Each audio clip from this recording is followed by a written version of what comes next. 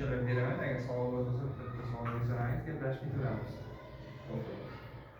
Hozir bugungi bank kreditlardan o'quvchilarga juda imtiyozli yaxshi kreditlar berilyapti. Siz o'quvchisiz, misol uchun siz cho'rniga tushib qolgansiz.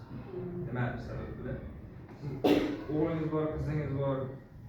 O'g'lingiz, qizingiz nomiga o'zini bank qilib, ayol kishi bo'lsa 26%dan, erkak kishi bo'lsa 28%dan o'zingiz kafil bo'lsangiz bo'ladi. Kafilliklarni yengillashtirdik biz mikrokreditda. 50 milliongacha beradi. 26%. 26%. Xotiningizlarga.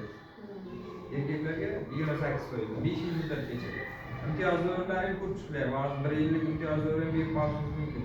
Mana shu oy ko'rib chiqib, bitta birinchi marta ommaga e'lonlarga chiqardi mikrokreditlarda. Ipoteka kreditlari bor o'quvchilarga 18%. Boshlang'ich badal 15%. Misol uchun bitta